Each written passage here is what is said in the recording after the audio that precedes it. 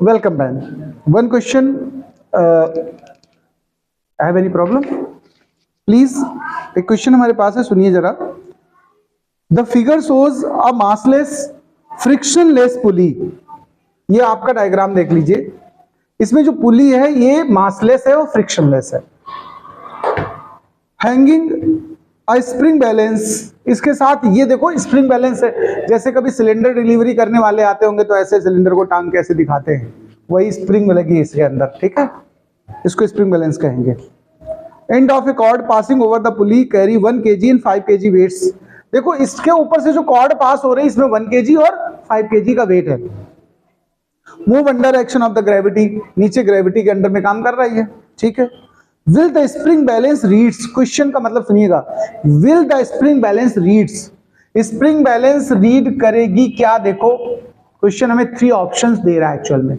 Reads 6, देखो balance reads 6 kg wait, यानी या तो 6 kg रीड करेगी, या फिर लेस देन 6 kg रीड करेगी, या फिर ग्रेटर देन 6 kg रीड करेगी. ये 3 ऑप्शन है, तुम्हें पता करना है कि स्प्रिंग बैलेंस की रीडिंग क्या बनने वाली है.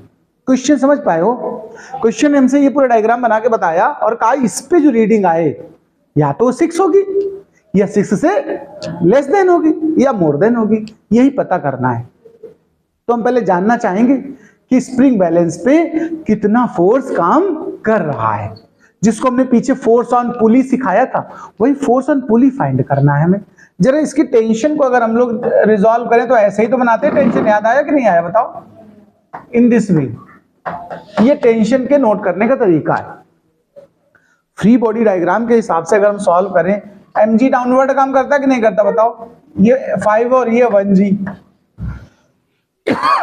अगर हम आपसे पूछे मोशन किस तरफ होगा, किस डायरेक्शन में होगा बताओ? जो हैवी है वही तो डाउनवर्ड जाएगी.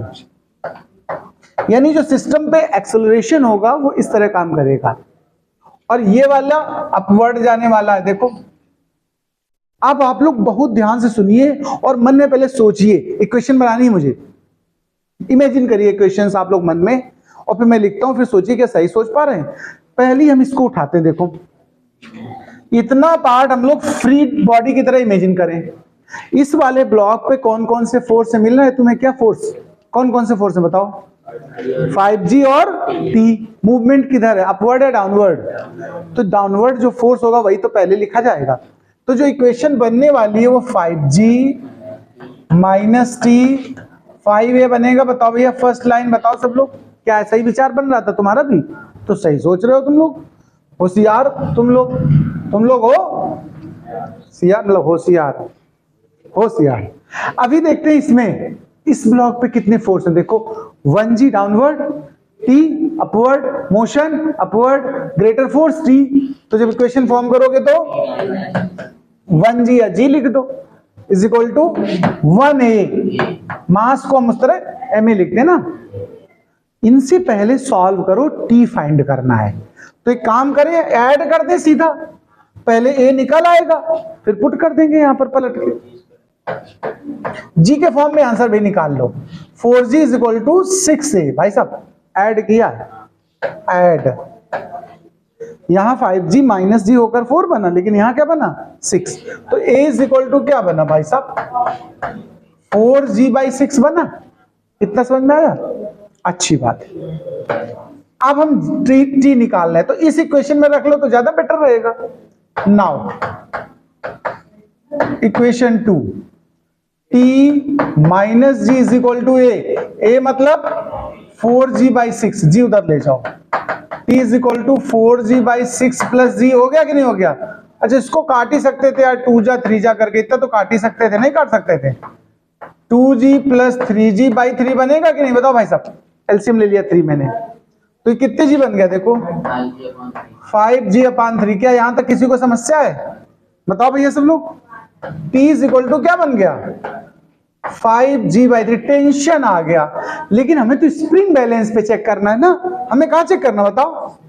स्प्रिंग बैलेंस पर कितना फोर्स काम कर रहा है. तो ये हिस्सा फ्री बॉडी की तरह यूज होगा. देखो ये हिस्सा, यानी हम चाहें तो दोबारा डायग्राम से समझा दें. ये जो पुली है ना, इसमें अगर गौर से देखो तो यहां टी और यहां टी काम कर रहा है, यही पूरा असर डालेगा बैलेंस पे कि नहीं डालेगा बताओ?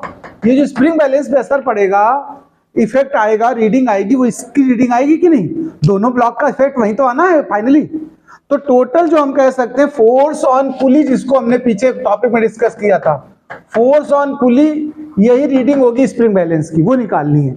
तो फोर्स ऑन पुली क्या निकला था? 2T आया कि नहीं यार बताओ? पीछे बताओ 2T किया था, और T की वैल्यू अभी क्या निकाली तुमने? देखो 5G/3। तो फोर्स कितना हो गया? 2 × 5G/3। तो ये कितना बन रहा है बताओ? 10G/3। ये फोर्स आ गया, यानी जो स्प्रिंग बैलेंस की रीडिंग है वो कितनी है? 10G/3। बोलो, ये न्यूटन है। क्या है? न्यूटन। ध्यान से सुनना, आंसर ने हमसे क्या मांगा पता? Kg weight. क्या मांगा है? अगर केजी वेट को न्यूटन बनाते थे तो जी से मल्टीप्लाई करते थे, और अगर न्यूटन को केजी वेट में ले जाना हो तो जी से डिवाइड कर दो। तो अगर केजी वेट में लिखने का मन हो हमारा, देखो केजी वेट, तो इसे क्या करो? जी से डिवाइड कर दो, तो 10/3 केजी वेट हो जाएगा कि नहीं बताओ भाई साहब? या इसी को 3.3 कह सकते हो केजी वेट, बताओ। अब हमसे जो ऑप्शन कह रहा था कि किस तरह से बताओ तुम, 6 केजी वेट है या लेस देन 6 केजी वेट है या ग्रेटर देन? अब बताओ ये आंसर तुम बताओ फाइनल मुझे, कि ये 6 केजी वेट से लेस आंसर है या इक्वल है या ग्रेटर है? लेस है, क्लियर बात है। तो ये हो गया हमारा less than 6 kg weight. Answer हो गया। तुरंत इसको लाइक करके नोट करो।